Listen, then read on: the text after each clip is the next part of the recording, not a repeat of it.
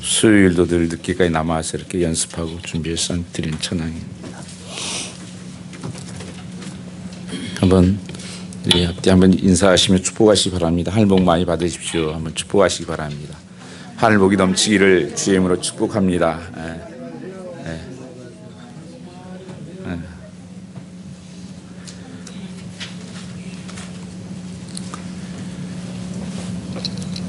인간은 약하고 매우 어리석은 존재라고 하는 것입니다. 성경은 우리를 양 같아 그렇게 말씀하십니다. 동물 중에서 가장 약한 동물이 양입니다. 아무 공격할 무기도 없고 길도 잊어버리고 앞도 못 봅니다. 그게 양의 모습이에요. 그래서 양에게 정말 필요한 것은 항상 목자입니다.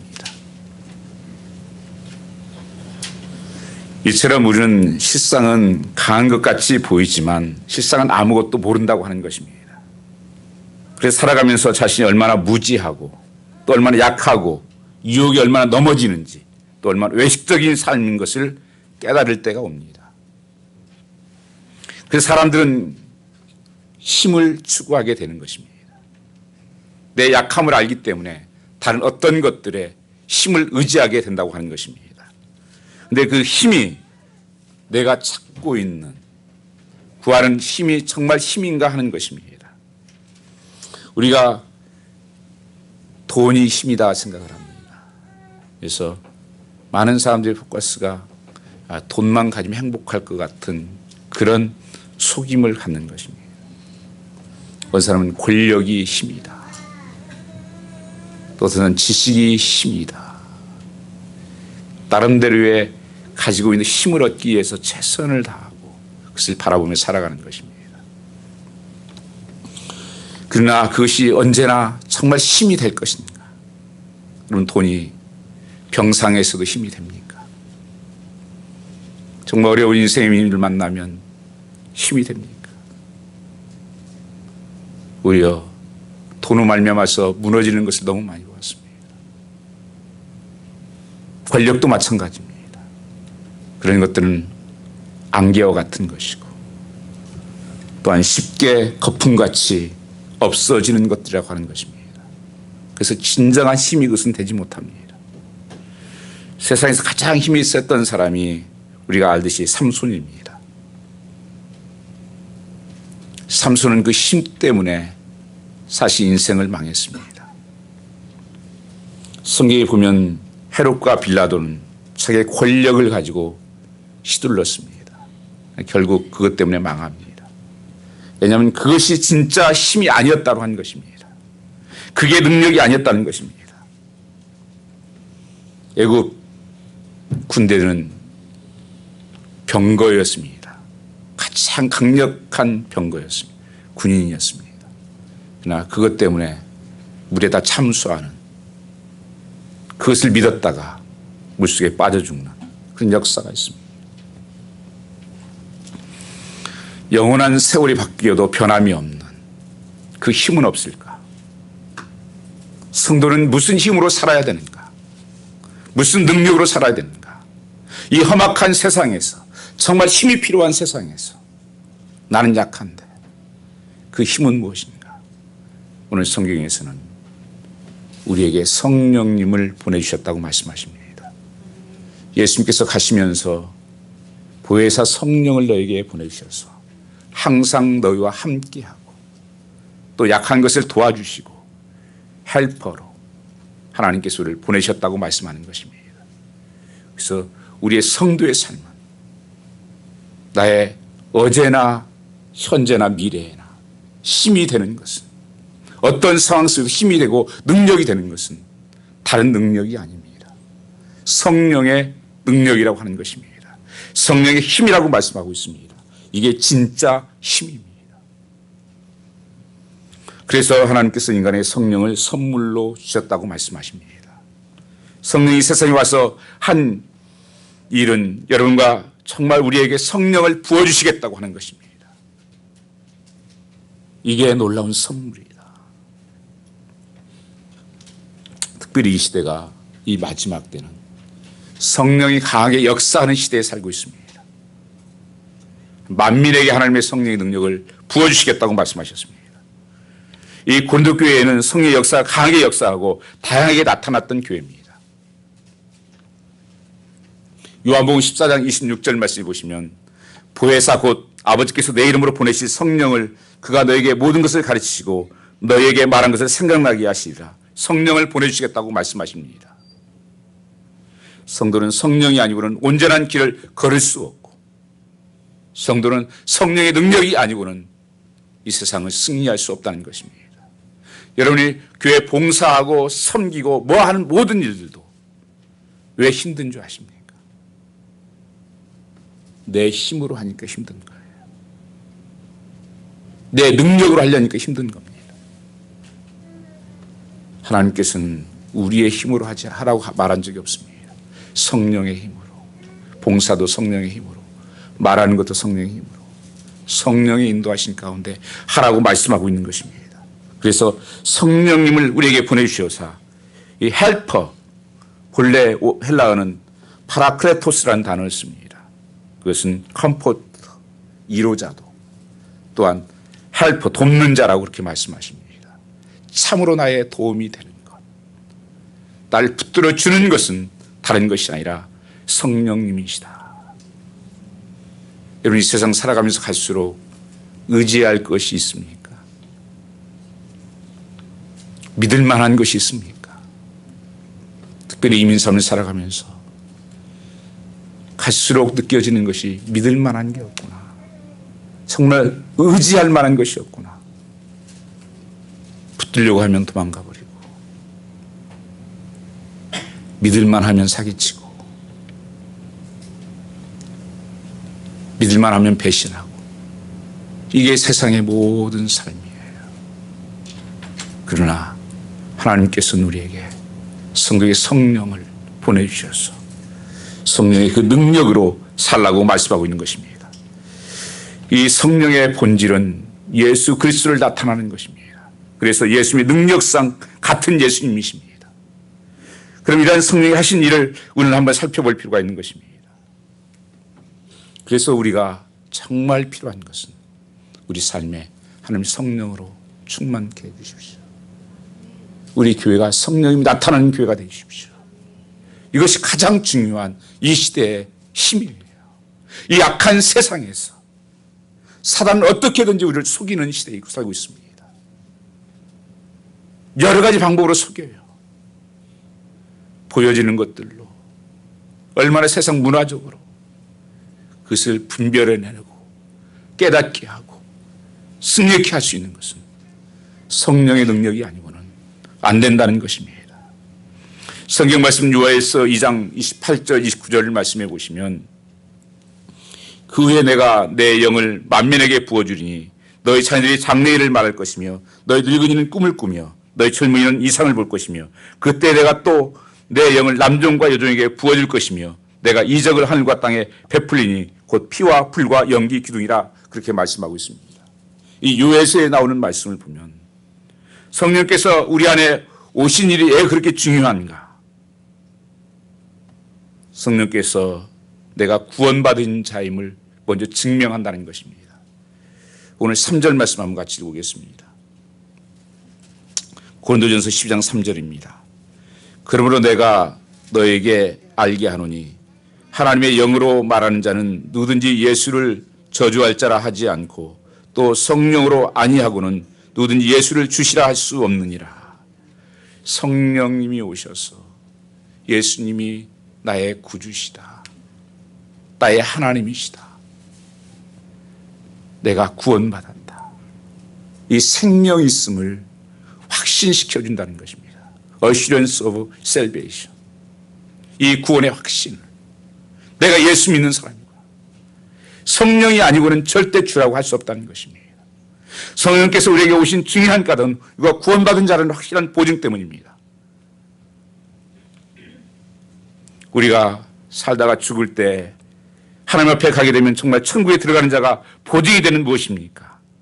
그런 구원받은 확신이 있습니까? 오늘 내가 죽어도 어디 가느냐? 천국 간다는 확신이 어디서 오는가? 성령께서 그 확신 가운데 내게 주시는 것입니다. 여러분은 정말 구원받은 확신이 있습니까?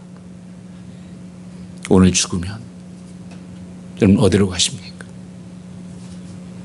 둘 중에 하나 가야 됩니다. 천국 아니면 지옥입니다. 인류의 종말적 시간, 즉 말세가 임하기 전에 전 세계 모든 사람의 성령의 권능이 부어질 것을 우리는 말씀하고 있는 것입니다. 그래서 요한일서에 보면 내가 나의 영을 만민에게 부어주리라. 이 말은 2000년에 마가다락방이 시작된 것뿐 아니라 지금까지 개인적으로도 교회적으로 계속 하나님의 성령으로 부어지고 있는 것입니다.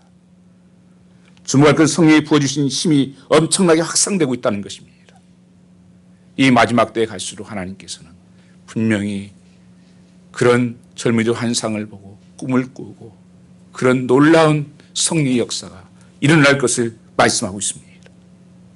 그래서 이 시대에 승리할 수 있는 길은 특별히 이 시대를 성령 시대라고 그렇게 부르기도 하는데 성령의 능력이다. 이 성령의 충만함이 아니고는 안 된다고 하는 것입니다.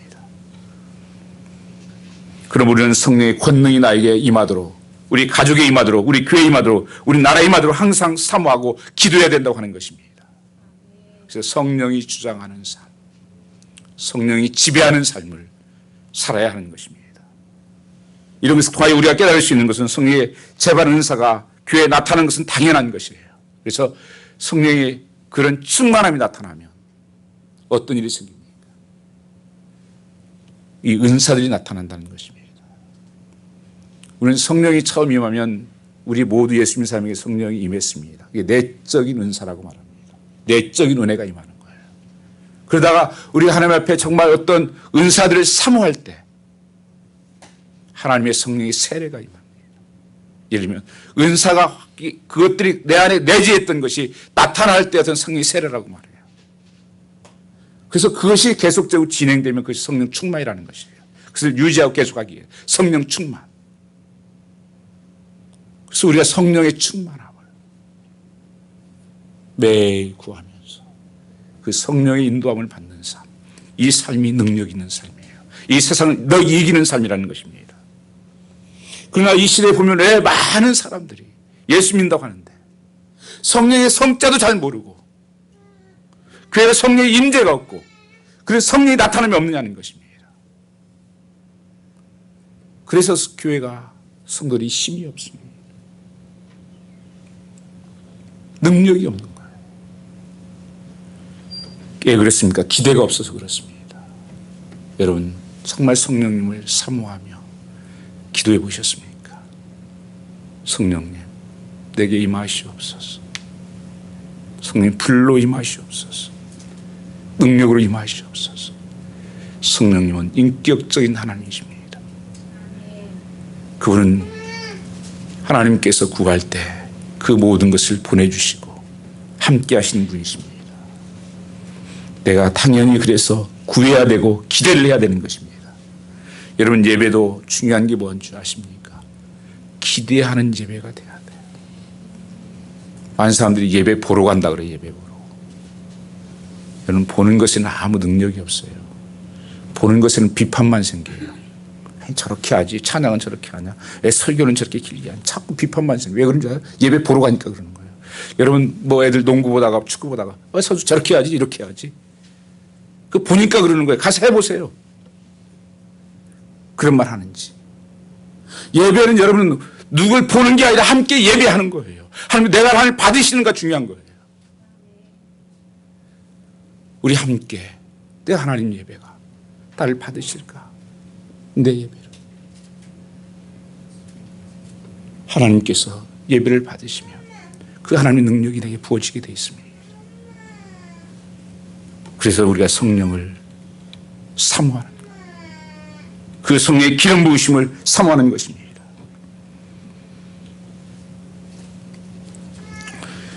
사람들이 이 기대치가 없습니다. 예수님께서도 기대가 없으면 어떤 역사도 행할 수가 없었습니다. 마가복음 6장 5절 6절 말씀을 보면 하나님의 기적이 안 나타났어요. 그러니까 저들이 하나님 말씀에 대한 기대가 없었어요. 아니 저 나사렛에서 난 사람이 뭐 별 저기가 있겠냐, 저 목수 출신인데 뭐가 능력이 있냐, 안 나타났어요.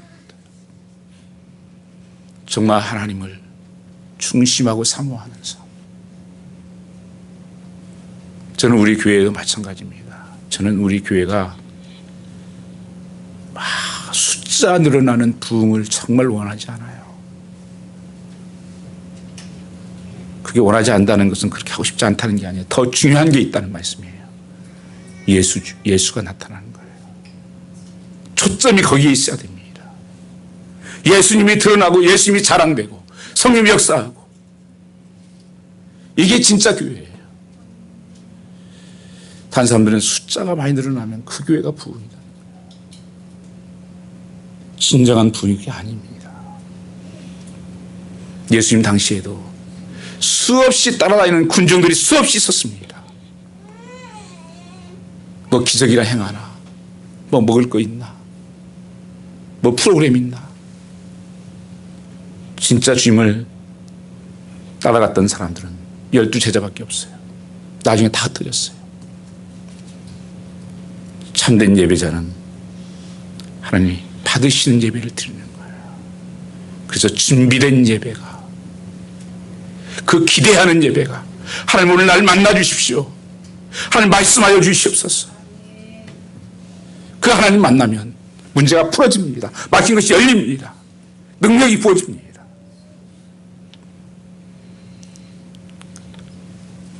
우리가 성령이 나타나심을 간구할 때 우리는 어떤 잘못된 것은 한 가지 편중되는 것입니다. 이 고린도 교회의 문제가 뭐였었냐면, 고린도 교회의 문제는 성령님의 많은 은사 가운데서 방언만을 꼽아서 영적인 삶을 증거로 부각시켰습니다. 이게 근데 한국 교회에서도 있었어요. 어느 교단에서는 방언해야 진짜 예수 믿는 것처럼 그것을 강조를 하고 그것만을 굉장히 주목하게 했습니다. 어떤 사람은 또 무슨 병 고치면 그냥 그것만 막 드러나게 만들어요. 어떤 사람은 귀신 쫓아내면 귀신만 막 드러나는 그것만 해놓고. 그건 좋은 교회, 건강한 교회 모습이 아니에요. 이 고린도 교회 문제가 그런 문제가 생기기 때문에 바울파가 생기고 베드로파가 생기고 이렇게 하는 거예요. 오늘 성경에서 그래서는 뭐라고 말씀하십니까? 여러 가지 은사가 있다는 거예요. 4절 말씀에 보면 은사는 여러 가지나 성령은 같고, 그렇게 말씀하고 있습니다. 교회는 각자의 은사가 다양하게 나타나는 것이 교회의 참된 모습이라는 거예요. 그래서 성경에서 오늘 지체의식으로 말씀했어요. 어떤 사람은 하나는 팔이고, 어떤 사람은 눈이고, 어떤 사람은 귀고, 어떤 사람은 발이다. 야, 눈만 다 있으면 어떡할 거냐? 팔만 다 있으면 어떡할 거냐? 그건 사람이 아니다. 건강한 사람의 모습은 팔도 있고 눈도 있고 또 있듯이, 그래서 은사가 각각 다양하게 나타나서 그 은사가 주신 것으로 자기의 사명을 감당하는, 그 사역을 이루는, 그것이 참된 건강한 모습이라고 말씀하고 있는 것입니다. 그래서 여러 가지 은사가 여기 나타나고 있지 않습니까? 8절 이하에 보면은 성령으로 말미암아 지혜의 말씀의 은사가, 어떤 성령을 따라 지식의 말씀의 은사가, 어떤 성령 믿음의 은사가, 어떤 병 고치는 은사가, 어떤 사람 능력 행함을, 어떤 얘기는 예언함을, 어떤 영 분별함을, 다른 얘기는 각종 방언 말함을, 어떤 방언 통역함을 주시니라. 각양 은사가 다양하게 나타나고 이것을 우리가 사모해야 됩니다. 하나님께서 분명히 다양하게 다 은사를 주셨다고 말씀하십니다. 성경 말씀을 보면 분명히 그걸 말씀하고 있습니다. 모든 사람에게 하나님께서 그 은사를 주셨다고 하는 것입니다. 그게 공동체의 모습은 획일적인 것을 항상 경계해야 됩니다. 어느 한쪽에 흘러가는 거예요. 그래서 교회가 균형 잡힌 신앙생활에, 말씀과 기도에 균형 잡힌 이 건강한 공동체를 이루어야 된다고 하는 것입니다. 그래서 우리는 다양성을 수용해야 되는 것입니다. 다양성이 없을 때 그 공동체는 어떻게 보이게 되겠습니까? 에베소 4장 11절 말씀에는 그가 어떤 사람은 사도로, 어떤 사람은 선지자로, 어떤 사람은 복음 전하는 자로, 어떤 사람은 목사와 교사로 삼으셨으니, 로마서 12장 6절 8절 말씀에는 우리에게 주신 은혜대로 받은 은사가 각각 다르니 혹 예언이면 믿음의 분수대로, 혹 섬기는 일이면 섬기는 일로, 혹 가르치는 자면 가르치는 일로, 혹 이로한 자는 이로하는 일로, 구제하는 자는 성실함으로, 다스리는 자는 부지런함으로, 궁의를 베푸는 자는 즐거움을 할 것이다. 이게 다 은사라는 것입니다. 이런 모든 섬김이 다 은사라는 거예요. 그래서 여러분 모두에게 다 하나님께서 숨겨진 은사가 있는 거예요. 그리고 어떤 분은 나타나는 은사가 있는 거예요. 그래서 하나님 앞에 그 은사를 구해야 되는 것입니다. 성령이 나타남 있는 은사가 되게 달라. 그래서 내가 사역이 내가 하지 않고 성령의 주신 그 은사로 말미암아서 성령의 능력으로 할 때 하나님 받으시는 참 섬김이 되는 거예요. 참 능력이 되는 것입니다. 그렇지 않고 다 내가 하니까 짜증이 나고 피곤하다 그러고 신경이 난다. 그건 무너지게 돼 있어요. 지금 이 시대의 그 공동체가 그게 무너져 있기 때문에 교회가 힘이 없는 것입니다. 성령이 지배하고 성령이 인도하는 교회가 되어야 된다고 하는 것입니다. 그렇기 때문에 중요한 것은 교회는 성령의 은사에 초점을 맞추면 안 돼요. 사명에 초점을 맞춰야 됩니다. 사명을 감당할 수 있는 은사를 나는 주시라고 말씀해야 되는 거예요. 그걸 기도해야 됩니다. 그래서 성교지 같은 데 보면 많이 치유가 나타나는 이유가 거기 의사도 없어요. 약도 없어요. 그러니까 아픈 사람은 어떻게 해요? 하나님 치료해 주십시오. 하나님 그들을 영혼을 살려주십시오. 그때 훨씬 더 하나님의 그 은사들이 빨리 나타나요. 거기에 가보면. 하나님 내가 가르치는 사명을 받았는데 하나님 나는 잘 못 가르칩니다. 하나님 가르치는 지혜의 은사를 주십시오. 그다음에 가르치는 은사를 주십시오. 섬김의 은사를 주십시오. 하나님 나는 사랑도 은사입니다. 여러분. 고린도서 12장 말씀이 끝나면서 은사를 전부 얘기하고 나서 사랑의 은사를 얘기해요. 더 큰 은사를 사모하라 그렇게 말씀하시면서 천사의 말을 할지라도 그렇게 시작합니다. 천사에게 방언이었어요. 방언의 말을 할지라도 사랑이 없으면 안 되라는 거예요. 산을 옮길 만한 믿음이 있어도 사랑으로 하지 않는 것은 낫디라는 거예요. 내 몸을 불살라질지라도 그렇게 섬길지라도 사랑이 없는 것은 아무것도 아니라는 거예요. 그리고 은사를 사모하라는 거예요. 하나님 사랑할 수 있는 사람. 여러분 우리는 그렇게 못해요. 여러분이요. 우리가 어떻게 그런 사랑을 해요. 하나님 주시는 아가파의 투기부의 사랑을 우리 힘으로 어떻게 합니까? 그리고 참으로 교회를 어떻게 섬겨요? 저는 교회 섬기면 칭찬받는 줄 아십니까? 아니요. 비판과 정죄를 많이 받아요. 그게 내 힘으로 하면요. 못해 먹겠네.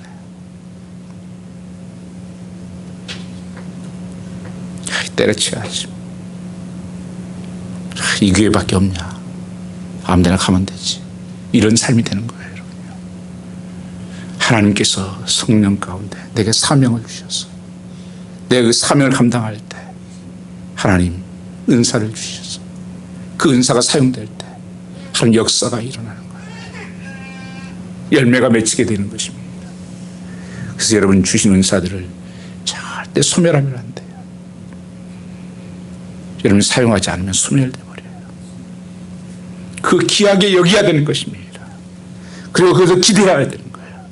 참된 성령의 역사가 나타날 때 나타나는 증거는 항상 회개였습니다. 영국에서 일어난 부흥도 마찬가지고 한국에 1907년부터 나타날 때도 마찬가지고 부흥의 첫 번째 나타날 때 성령 역사할 때는 회개 역사가 나타났습니다.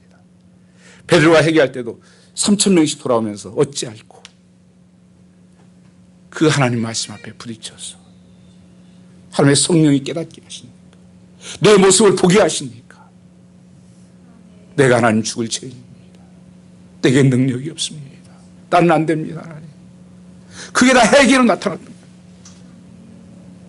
그래서 하나님의 능력이 되고 하나님께서 하시는 그 변화가 일어난 것입니다.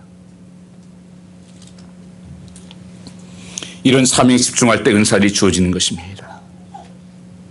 복음을 순수하게 잘 가르치기를 소원할 때 지식 은사를 주십니다.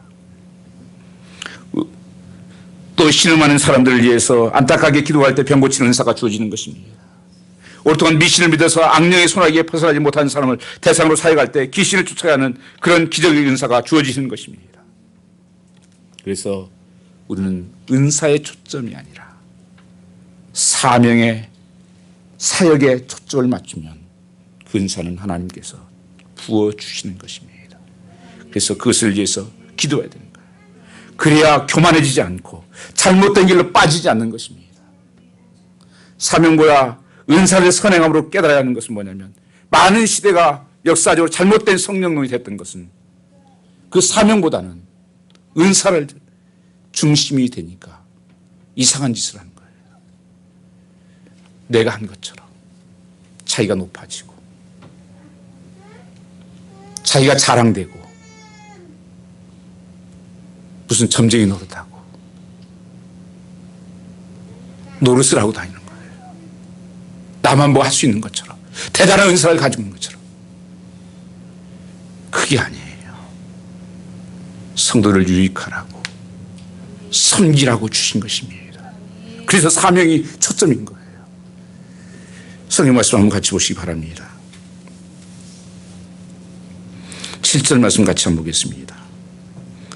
각 사람에게 성령이 나타남을 주심은 유익하게 하려 하심이라. 나의 유익을 위해서 하는 게 아니라는 거예요. 하나님의 교회와 성도들과 이 세상에 하나님을 알지 못하는 사람들의 유익을 위해서 하나님께서 은사를 주신 것입니다.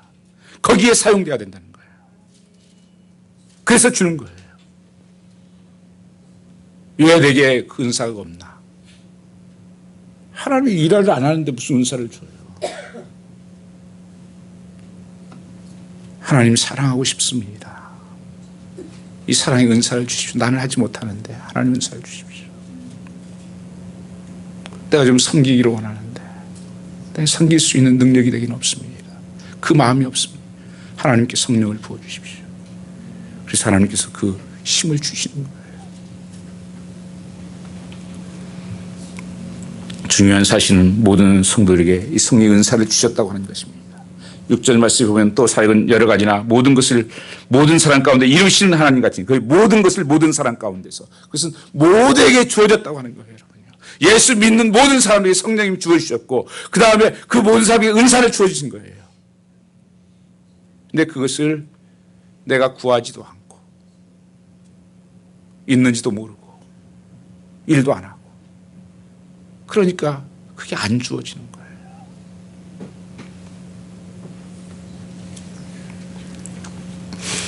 어떤 분이 섬기는 분야의 은사를, 어떤 분이 하나님 말씀을 가르치는 선포의 분야의 은사를, 어떤 분이 하나님의 살아계심을 나타내는 그 분야의 은사를 다 주셨습니다.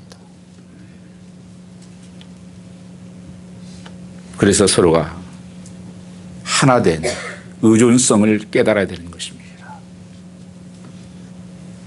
13절 16절에 보면 한 지체가 고통을 당하면 다른 지체도 고통을 받게 되려니와. 그래서 여러분, 각자가 주어진 은사에 따라서 그 사역을 해나갈 때 그 공동체는 건강한 공동체가 되는 거예요. 서로가 지체가 되어줘서, 서로 서포트가 되어줘서, 서로 함께해서, 그래서 그런 사람들 위해 서로 기도해주고 서로 믿음으로 밀어주고 참여해주고. 여러분, 찬양도 마찬가지예요. 여러분, 기도하는 것도 마찬가지고, 할 때 함께 참여해 주는 것도, 그 서로가 협력하는 거예요. 혼자하게 놓아두는 것이 아니라 상호 서로가 연결되어 있다고 하는 것이에요. 목사도 마찬가지입니다. 대개 목사님들 정말 쓰셨던 사람들 보면요, 뭐가 있냐면 중보기도 틈이 있었어요. 거의 그랬어요. 이 예배하는 시간 몇십 명, 몇 병 어떤 교회는 모여가지고, 영국 교회들도 마찬가지고, 정말 그 예배를 위해서 간절히 기도하고, 그런 분들이 수없이 있었습니다. 다 쓰셨던 사람들, 그런 역사가 있었어요. 건강한 공동체가 되기 위해서는 성령의 가치를 인정해 줘야 됩니다. 인간은 자신의 감정은, 장점은 눈에 잘 띄는데 남의 장점은 잘 눈에 띄지 않는다는 것입니다. 반대로 남의 약점은 눈에 잘 띄고 자신의 약점은 눈을 닫아버리게 되어 있습니다. 그 은사도 서로가 존중해 줘야 돼요. 절대 좋은 거 나쁜 게 없어요. 누가 손은 더 좋은 거고 발은 나쁘다고 그럽니까? 심장은 중요하고 눈은 안 좋은 거라고 합니까? 다 역할이 다를 뿐이에요. 그래서 한 심령이 다 귀한 존재예요. 여러분, 이 예배가 지금 만들어지고 하는 것들도 다 보면 뒤에서 그런 나름대로 은사를 따라서 여러분 사역한 사람도 있어서 하는 거예요. 저 어제 저녁에 보니까 그 음식 하시는 분 새벽 2시에 가시대요. 어떤 분은 주보를 또 만들어 오고, 어떤 사람은 또 청소를 하고, 어떤 사람은 또 꽃을 사다가 이걸 놓고, 또 반주 찬양으로 준비하고, 여러 가지 다 이렇게 나름대로 또 영상을 다 나름대로 보이지 않게 또 기도로 준비하고, 다 이렇게 하나님께서 그 은사에 따라서 역사하고 그렇게 하는 것에서 하나를 이루가는 거예요. 그래서 이 예배가 이루어지는 거예요. 그게 공동체의 힘이에요. 여러분, 쓰레기 하나 줍는 것도 그것도 하는 역할이에요. 토요일날 또 어떤 화장실 가서 청소만 하는 사람도 있고, 어떤 나름대로 하나님 보이지 않는 곳에서, 보이는 곳에서 그 역사들을 다 하면서 그 은사에 따라서 일을 하는 것입니다. 그래서 서로 상대방에 우리는 그 가치를 인정해 줘야 되고, 그리고 상대의 가치가 눈에 띄게 해달라고 기도해야 되는 것입니다. 이건 성령의 조명이 필요할 정도로 쉽지가 않은 일들이에요. 우리는 제게 나하고 틀리면 틀리다고 그래요. 다르면. 여러분, 다른 것은 틀린 게 아닙니다. 그것은 조화를 요구하는 거예요. 대개 우리가 부부라든지 싸움도 왜 그렇습니까? 나같이 안 된다고 싸우는 거잖아요. 여러분, 그 가치를 인정해야 돼요, 서로가. 하나님께서는 조화를 이루라는 거예요. 예를 들면, 급한 성격, 급한 사람 둘이 만났으면 어떻게 하겠어요? 12시에 약속했으면 11시부터 둘이 다가가지고, 그냥, 야, 안 오냐, 야, 오냐, 이렇게 기다릴 거 아니에요. 그러나 조금 느긋한 남편이 있으면, 조금 있다. 아니야, 빨리 가. 그러다 보면 11시 한 40분 맞을 거 아니에요. 서로가 조화를 하나님께서 이루고, 그 협력에서 하나님께서 열매를 맺게 하시는 겁니다. 우리는 이 건강한 공동체가 되기 위해서는 약한 자가 귀한 것을 알아야 됩니다.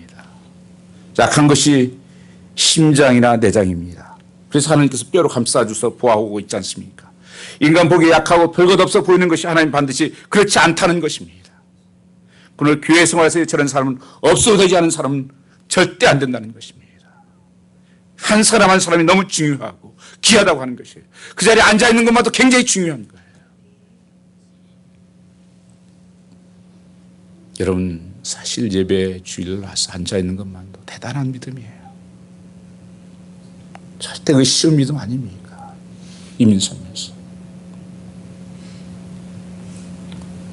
그리고 제가 말씀드렸지만, 제가 있었던 한국에서도 그랬고, 제가 있었던 뉴욕교회에서도 거의 그 교회에서 임직했던 사람들은 거기에서 은퇴를 하시는 거예요. 제가 한 30년 지켜봤잖아요. 그게 너무 감사했어요. 그래서 제가 이번에 그 집례를 그 안수식 하고 하는 가운데서 그 성도를 잘 모르죠, 그런 거죠. 이 시대가 얼마나 흔들리는 시대 속에서 정말 하나님 주신 사명 붙잡고 끝까지 나는 그런 아름다운 모습 우리 교회에서도 이루어졌으면 좋겠어요. 자손들이 함께 교회 나오고 자녀들이 함께 하고, 그래서 하나님을 섬기고, 그리고 하나님을 제가 오라고 하면 가는.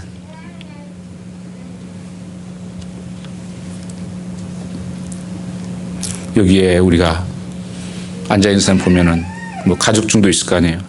아버지는 저기 앉아있고, 아들은 저기 있고, 딸은 저기 있고, 아들이 있고. 아마 느낌으로 되게 알 거예요, 여러분. 근데 여러분, 성령님이 함께 하고 계시는 것을 아십니까? 다른 사람들은 잘 모르잖아요. 누가 뭐 같이 있고. 그러나 그들은 알아요. 그러나 성령님이 오늘 이곳에 나와 함께 하고 계십니다. 알고 계시고 보고 계시다는 것입니다.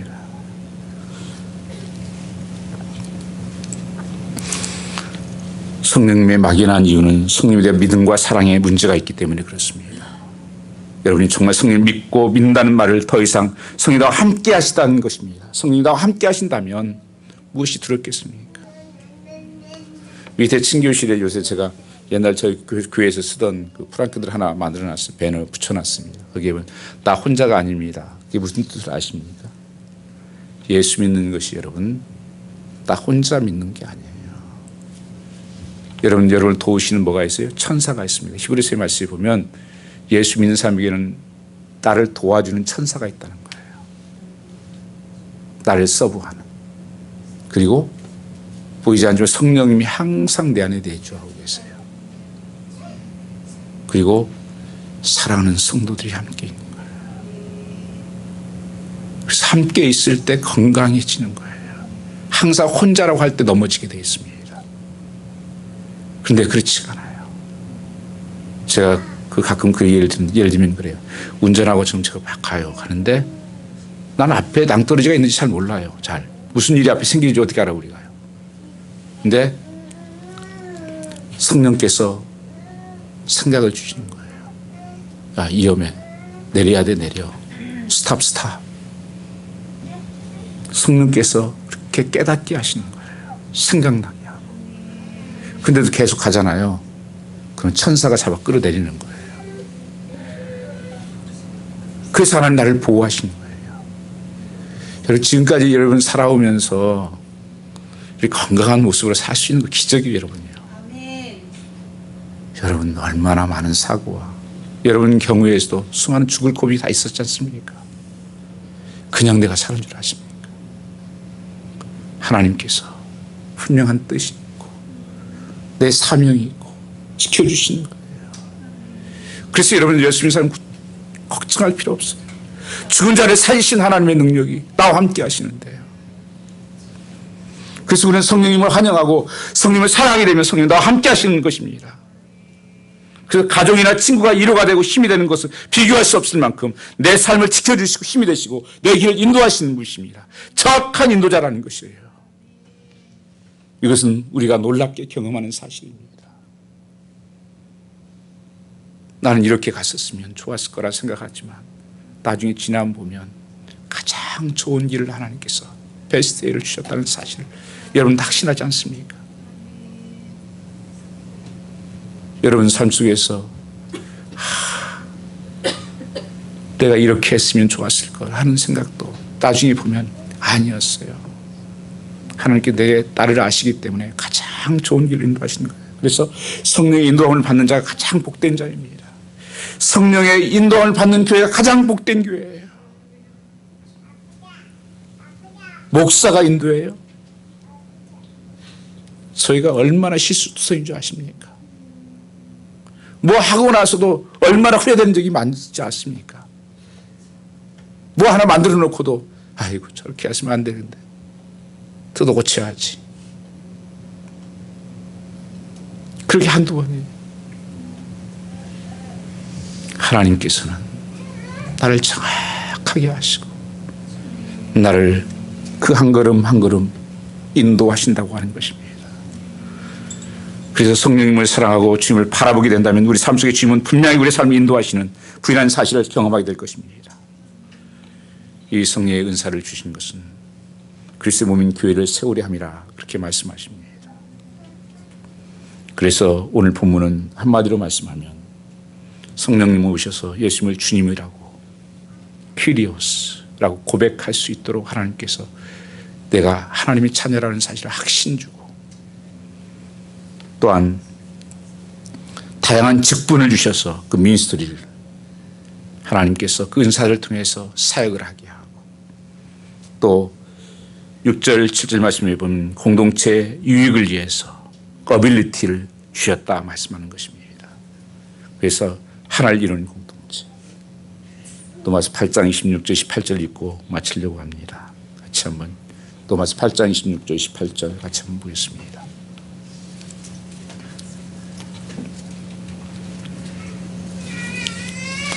로마서 8장 26절 말씀 28절까지.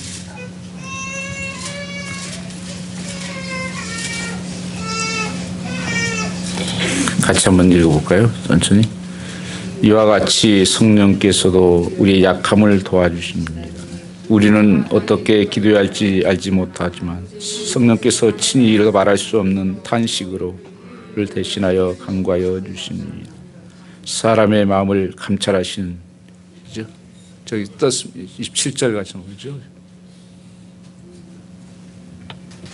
여기 말씀이 보면은 우리에겐 든든히 도우신 분이 계시다는 것입니다. 우리 마음에 임하신 성령님이 우리 마음에 임하시면 우리를 구원이 완성될 때까지 약한 우리를 도와주시기에 오셨다 말씀하십니다. 약함을 도와주신다. 내 약함을 아시고 내 부족한 것을 아시고 성령님이 나를 도우신 분이에요. 얼마나 든든한 백입니까? 하나님이 나를 돕는다는데, 우리의 기도를 도와주시고 우리의 길을 인도하시고 사람의 마음을 깨뜨려 보시는 하나님께서, 나의 중심을 아시는 하나님께서 내 생각을 아신다고 27절에 말씀하잖아요. 이 놀라운 축복, 이 하나님의 놀라운 능력, 여러분 성령께 마음을 여시며 성에 나아가신 여러분 되시길 주임으로 축복합니다. 일어나서 우리 찬양 하나 드리겠습니다. 그냥 앉아서 하셔도 되겠습니다.